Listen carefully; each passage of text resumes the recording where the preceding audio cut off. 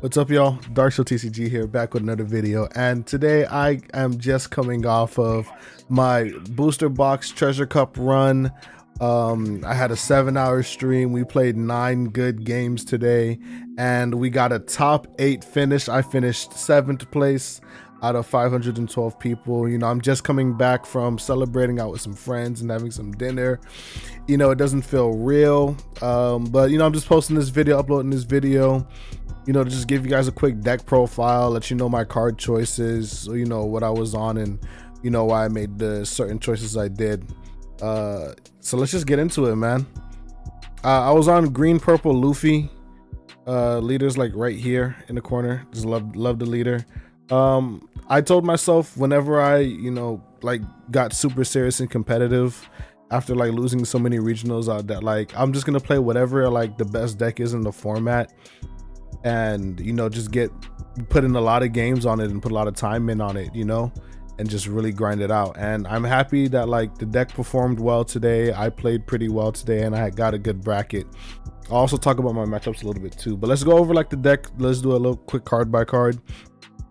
Like the biggest strength of this deck is to like go wide and overwhelm your opponents with your board while like maintaining a massive hand advantage and then like walling out your opponent's attempts to kill you. So as part of like the go wide plan, I'm on Luffy Taro. I love this card in the deck. It helps so much against the control matchups. Being able to drop like 2 to 3 bodies, you know, on the turn you play him on like your 7th or 8th on turn feels amazing. Going Luffy Taro into Sanji Pudding on your 7th on turn, and then like putting up 3 and you know playing either a 3 drop or a blocker, like using 2 Dawn for something and then swinging out feels really good. Yeah, so like having that extra 3 Dawn after you like Luffy Taro Sanji Pudding feels really good. Your opponent's usually gonna end up trying to remove the Sanji Pudding. Meanwhile, you still have this 7-8 on board, and that just keeps, you know, doming them over the head for damage. So I love this card. I don't think I'm ever cutting it, at least like for the foreseeable future. We'll just move on to the next card, which is Rush Luffy. This card is like a Reddit custom card for the deck. Being able to swing for 7k is really nice. It being a 6 cost, meaning you can buff it with stage to put it outside of like certain removal ranges. It also like stops it from being lunated in the mirror. It stops it from being frozen by Carrot against Bonnie. An 8 cost should be difficult for Lucci to remove, but it isn't all that time. But anyway, still such an insane body. Because it has Rush, you're already going to get the ramp out of it. Not the ramp, you're already going to get the damage or the card from your opponent out of it. So you don't have to worry about too much about it getting removed. Normally, I would play this like on curve if I have the 2nd one in hand, or I would play it a little earlier than expected if I don't have another play / I have another one in hand. Really happy with the card at 3. I think at 4 it's a bit too clunky, but you know, just glad I played it. This card, I'm not gonna lie, is one of the MVPs of the deck. Sanji just puts in so much work. This is the Sanji 2k blocker. In a lot of purple decks, you know, he isn't super you aren't really playing him from hand. He's just like an option, but a lot of the times with this deck, he's like the option. So if you can get a chance to play this card and like, you know, set up your Dawn to in which you're behind enough in Dawn to play this card, it just pays dividends. It being another 6 costed unit, you buff it with stage, now it's an 8. You can't really rest it with anything that's in the format, and you know, it's just an amazing card. Sanji Pudding, Spud, is like the namesake of the Luffy deck. Realistically, a lot of your plays are centered around having 1 to 2 copies of this on board. If you ever get to a point where you have about 3 copies of this on board, you're probably just winning the game.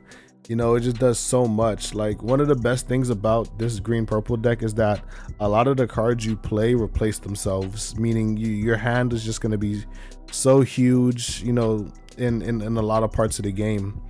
Sanji Pudding being able to draw as well as like, you know, help you cheat Dawn to play more bodies, an amazing card. I'm on one of the 0 cost event, Gum Gatling. This deck runs a lot of bricks. Being able to pitch for 3k counter feels really good. The ramp trigger is insane. It comes up If you're going second, getting this ramp trigger allows you to sometimes play Luffy Taro on your third turn instead of your fourth turn, which is backbreaking to like most decks, right? And it's especially backbreaking, like I think in both my Shanks games, I had Luffy Taro play something into another Luffy Taro on a turn after play something. So maybe I'll consider upping it. I like it where it is right now, but I do, you know, have some thoughts about making some changes to the deck. Next up, we have Zorojurro, 4-cost Zorojurro. This card searches for every other purple Straw Hat in the deck. There's only like this row here that you can't search, but everything else in the deck, like it can grab itself. This is like one of the main engines of the deck in terms of like getting your pieces and like getting some tempo online. I know Sanji Pudding is important, but genuinely, like you kind of want to keep this card in your opening hand if you see him. He just facilitates so much in the deck, and then the 6k stat line is really strong. The fact that he searches another card means that even though he's a quote-unquote brick, he can still just find you something else, find you some counter, you know, find you a giant. Love the card. The other 4-cost Zoro, the green one, this card is really good. I was like back and forth on it for a while.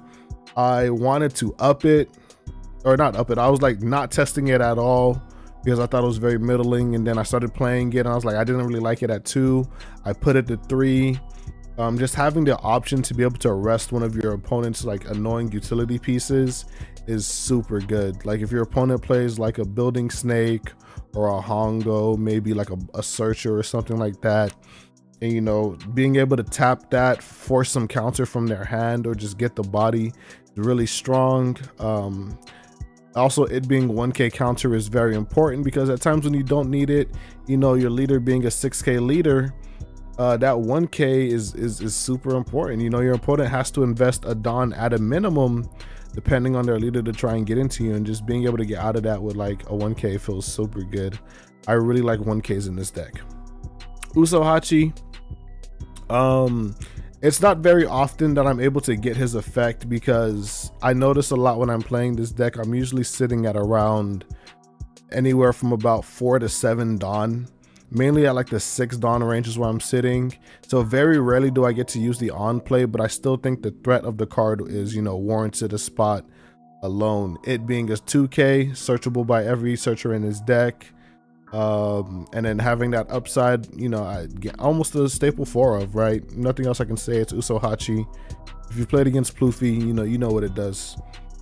3-cost Zorojurro.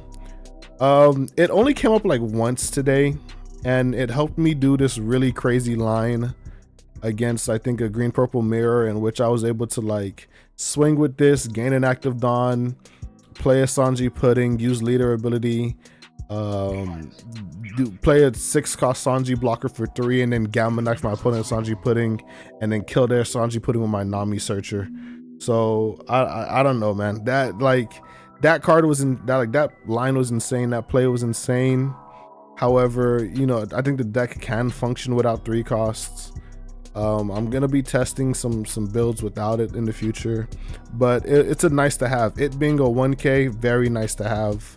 I don't want to cut this and put in more non-counter because I can just die randomly with bricks in my hand with this deck. So the more 1ks I can put in, the better.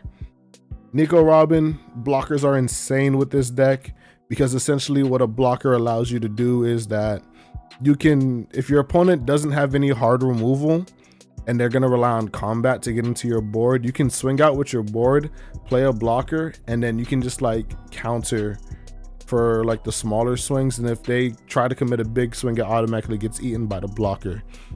Really love Robin blocker in this deck. I'm not a fan of Chopper because he doesn't have the Straw Hat tag. Sometimes your opponents, if they are a control deck, will just forego swinging into you and just turning your leader ability off for like 1 to 2 turns until they need to swing into you or want to. So that's why I'm not on Chopper. Next card, Nami Searcher. She just searches every card in your deck except like the non-straw hats, right? You know, it's another consistency piece to the deck. I will have one note about this card in like the Blackbeard matchup. Even though this deck is winning into Blackbeard, If I hadn't like luck sacked one of my Blackbeard opponents today with like multiple giants, I would have lost that game. And that's mainly because I played this Nami on turn 1 and it stayed on my board the entire game. And my opponent was able to like liberation at 2 points in the game to remove all of my board presence, because the Nami in conjunction with 2 other units meant that my opponent just needed to stick 1 Burgess on board, and then their liberations were just killing me. So Teach is sort of fine with just sticking a Burgess and making sure that you don't have a board, because it's kind of impossible to trade into your opponent's Burgess in the late game unless you like Gamma Knife it. So I would say in the Blackbeard matchup, be wary about playing this Nami. Just know that if they do decide to leave it alone, you're gonna be playing into Liberation. So that's all I have to notes about that. Electric Luna, amazing card. Some people like love it at 4. I used to be a 4 Luna believer. I'm still thinking about upping it. I just don't want to put any more bricks in the deck, so we got to find the space. However, I know that this card is like one of the best cards in the deck, because in spots where it's good, it's like game winning, right? So definitely gonna test more of it. I don't think you can really play the deck without like some amount of copies of either / both of these cards that I'm going to talk about, that being Gamma Knife and Luna. The trigger is insane. It just taps a character, no cost on it. So there are like times where like this can like Beige trigger your last life and just win you the game, right? Or like if this is your last life, you trigger it, tap your opponent's blocker. Now you're able to kill them on the crackback easier. Gamma Knife, you know, giving something -5k power is really strong. It helps trade. It helps in the mirror, trading into your opponent's Sanji Pudding. It helps trade into like Burgesses, or you can lower your opponent's 10 cost Teach. It just makes combat so much easier, because this deck is also very combat focused. This deck has no hard removal in it. So being able to like lower bodies to certain thresholds feels really good. The trigger is insane as well. Once again, being able to hit this trigger and then going to Luffy Taro return earlier is nutty. In a few of my games today, like it came up, like I triggered like 2 ramp triggers in one game, and that felt nutty. So I love my ramp triggers in this deck. Gum Giant, I think it's legitimately the best card in the game. I felt like my round 7 Blackbeard opponent, it showed me why people say this card should be banned, because I did Gum Giant, draw 2 cards, one of them was a giant, played that other giant, draw 2 cards, one of them was a giant, drew into the counter I needed to get out the game, to get out the swing, and then kill on the crackback. Insane. I'm sorry, bro. I will be the Gum Giant apologist. Anyway, next card is Merry Go Stage. On play, draw a card, and then if you have less Dawn, you get to tap it, give something +2 cost. Really good into the cost-based removal decks. It keeps your bodies like I said, you know, to help them prevent or make it difficult for your opponent to remove them. I kind of want to test this at 3 moving forward, even though it's at 4 now. Some people call it blasphemy, but I just want to test it, see how it feels. Like, even if you give something +2 cost, Lucci can still just like be like, okay, whatever. The real, like, I would say insane high roll with this card is having multiple of them in hand, and then being able to like play them back to back to back, buffing some things to like unreachable numbers, right? Or very difficult numbers to deal with. So another thing that makes this card insane is the fact that it draws a card. Once again, almost every card in this deck replaces itself, which is kind of nutty. So, you know, that just having that on play to draw a card, you know, is super upside on this stage. I think if almost every stage said draw a card, a lot more would get played. And then lastly, we have the search event. When you're at sea, you fight pirates. It searches everything in the deck except Luna, right? Yeah, it literally searches everything in the deck except Luna and itself. It's an insane card. It's activate main on trigger, meaning you hit this in life, you're plussing off of a search instead of just taking the event in hand and, like, you know, spending a Dawn for it. That is super good. I think I triggered this like twice today. One found me a 2k, the other one found me like 3 times today.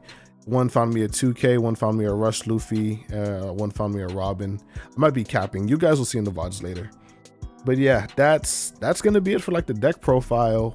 I'm gonna like take my game recordings from today, chop them up, and upload them in multiple parts like throughout the week, just so that you guys can go over the games and see how I played. But super happy to achieve this finish. I've been playing the game for about 2 years now and been entering tournaments for like a year and a half, so it just feels good to see the culmination of my efforts come together. And I'm hoping that I can achieve more finishes like this and just play well consistently. That's all I really want, is to be just a consistent player. Anyway, thanks for the video. Thanks for watching the video, guys. Let me know what you guys think of the deck list, and y'all have a good one, man. Peace.